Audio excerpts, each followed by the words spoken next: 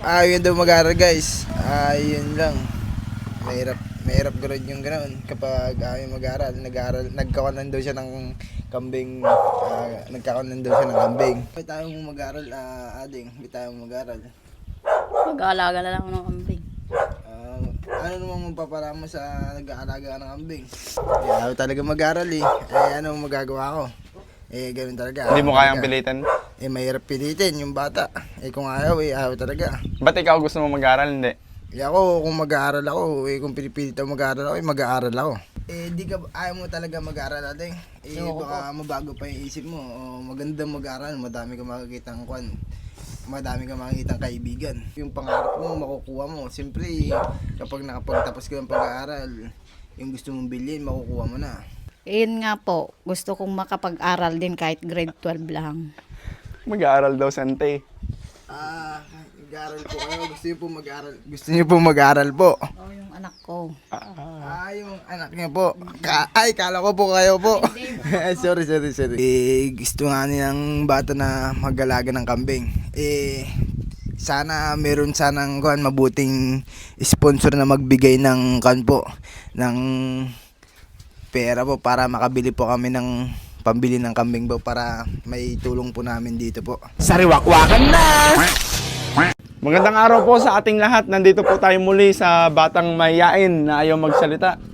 Anong masasabi mo na binalikan muli natin yung batang napakamahiyain? Magaling. Asan na Ante? Ngayon dito.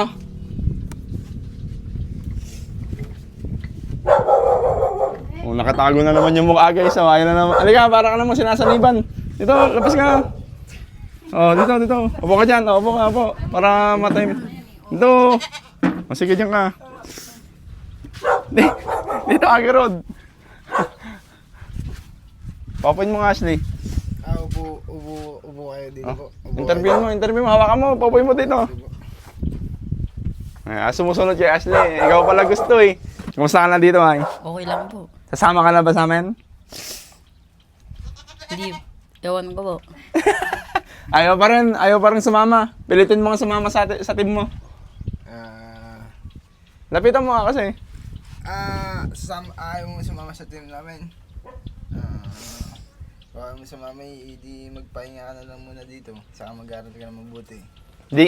Hindi nga siya nag-aaral. Nag-ano siya ng kambing. Ayaw niya mag-aaral. Ayaw niya daw mag-aaral guys. Yun lang. Mahirap gawin yung ganoon kapag ayaw mag-aaral. Nagkakaroon daw siya ng kambing. Nagkakaroon daw siya ng kambing. Inaalok namin mag-aral. Ayaw naman niya mag-aral. Gusto niya lang dito sa bahay na nagkakaroon ng kambing. Kaya dapat mag-aaral siya para... Ayan, interviewin mo. Pilitin mo. Nga, testingin mo kung paano mo siya mapipilit na mag-aral. Kung mapipilit kong mag-aaral, di maganda. Sige, interviewin mo. Kung ayaw mag-aaral, kung hindi ko mapilit, di wala akong magagawa. Pipilitin mag-aaral.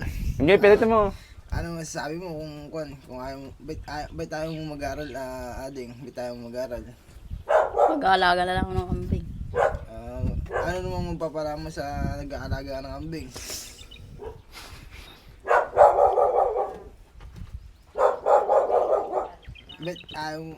Bukod sa nag-aalaga ng kambing, dapat nagbabasa ka na lang. Kung ayaw mo mag-aaral na sa school, dapat nagbabasa ka ng libro. O kaya habang nagbabasa ka ng libro, nag-aalaga ka ng kambing. Ganun yan dapat. Kung ayaw mo mag-aaral din sa may school. Ganun, kung ayaw mong mag-aaral talaga, wala akong magagawa. Ayaw talaga mag-aaral anong magagawa ko? Ganun talaga. Hindi mo kayang pilitin? Mahirap pilitin yung bata. Kung ayaw talaga. Ba't ikaw gusto mo mag-aaral? Hindi. Ako, kung mag-aaral ako, kung pinipilit ako mag-aaral ako, mag-aaral ako. Ayaw mo mag-alaga ng kambing? Ayaw ko mag-aaral ng kambing. Pagsasabayin ko na lang. Paano? Trabaho dito, tapos trabaho dyan, trabaho dito. Ganoon na lang. Para Guys, maganda. Wala kasi ako boses guys kaya ito muna yung pinag-interview ko Sige, mag-practice ka nga. Di ka, ayaw mo talaga mag-aaral natin. Baka mabago pa yung isip mo. Maganda mag-aaral, madami ka makikitang madami kang makikitang kaibigan. Tsaka mga kwan doon, yung gusto mong, yung pangarap mo, makukuha mo. Siyempre, kapag nakapagtapos ka ng pag-aaral, yung gusto mong bilhin, makukuha mo na. Kesa naman dito ka lang sa may bahay na nagkawang ka lang. Nag-aalaga ng kambing. Wala kang mapapala kapag gano'n. Siyempre, wala kang mapapala kapag gano'n. Dito ka lang, alaga ka ng bahay, nakaupo ka lang dito eh. Kung kausapin mo yung magulang. Pagod yung mga magulang mo kapag gano'n. Kausapin mo yung magulang, pilitin mong mag-aral yung anak nila.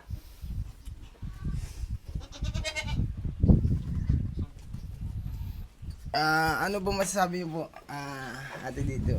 Gusto kong mag-aral yan anak ko kasi gusto kong makatapos kahit grade 12 lang sana. Kaso pinipilit ko, ayaw pa niya. Paano kung gusto kong mag-aral para makagraduate ng grade 12? Ala naman akong pambili ng mga gamit niya. Mga uniforme niya, mga kailangan niya sa school.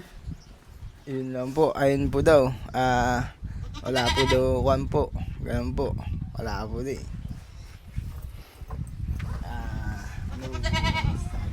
Kaya sabi niya mag-aalaga na lang siya ng kambing. Sabi ko, anong makukuha mo dyan? Pag nanganak yan, hati sila sa anak. Yun lang ang mapapala niya dyan sa kambing. Kahirap mag-alaga ng kambing. Pagod, magsasakati ka ng pagkain nila. Tapos, painumin mo, papastol mo na naman araw-araw yan. Kaya sabi ko sa kanya, mag-aral ka na lang. Yun lang po ang masasabi ko. Yun lang po daw yung masasabi po. Ito na lang po sana makatulong po tong pera po to. Kahit sana makatulong po para mabago man lang sana yung isip niyo po dito sa pera po to. Para kung ayaw niya talaga mag-aral, di wala tayong magagawa po. Bigyan niyo na po natin yung tulong po. Ito, Ading. Tanggapin mo yan. Para sa yan. Salamat po.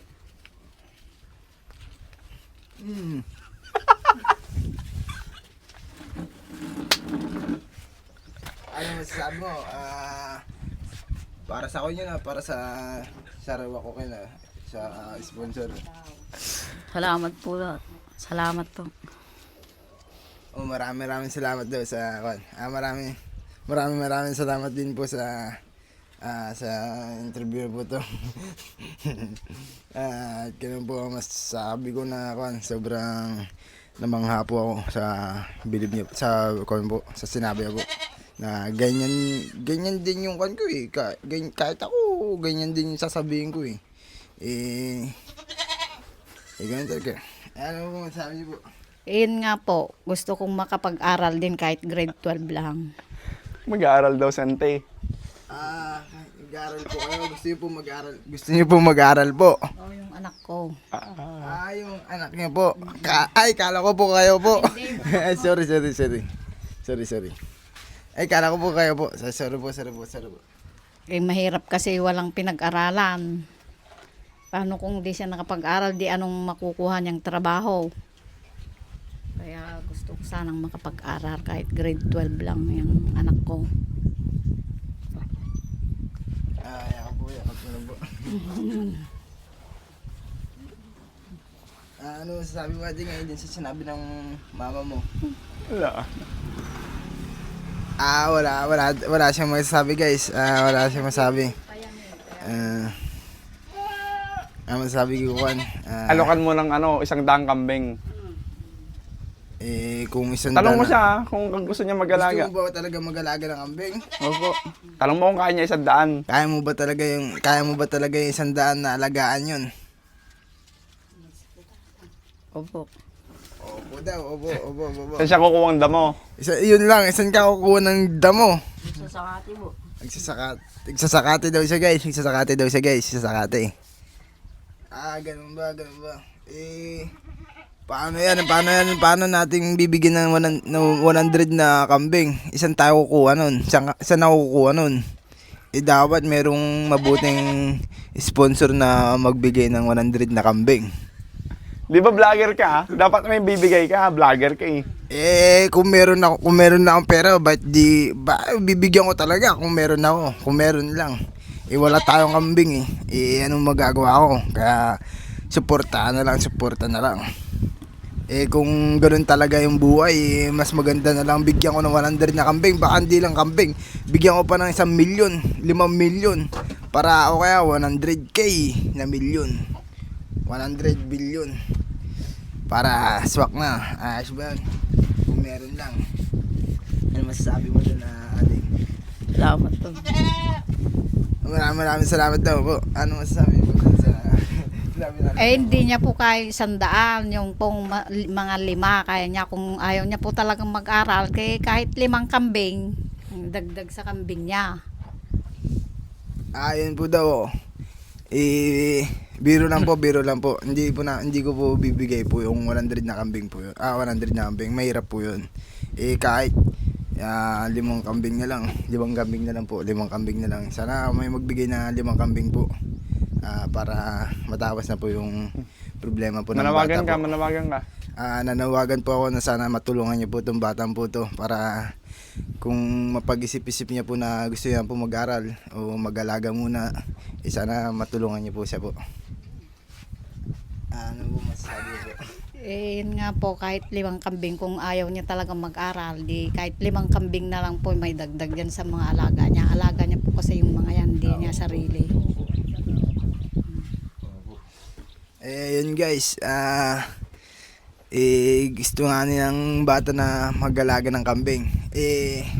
Sana meron sanang mabuting sponsor na magbigay ng ng pera po para makabili po kami ng pambili ng kambing po para may tulong po namin dito po sa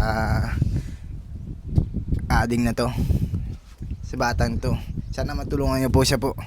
Sana po tulungan niyo po to para kung sakaling gusto niyo po mag-aral, mag-aral po siya po.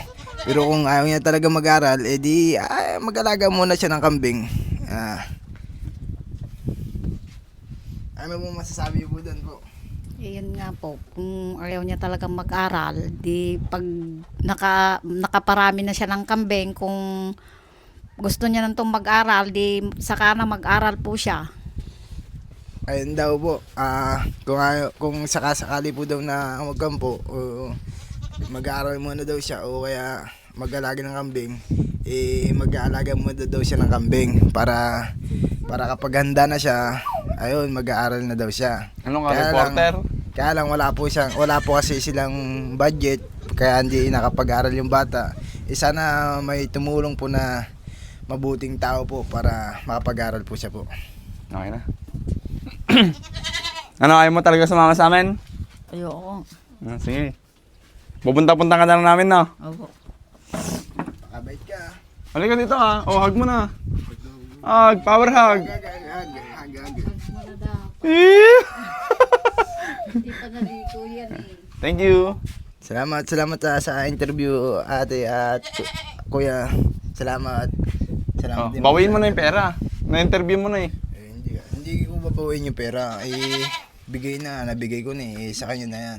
Yun. Thank you po. God bless po.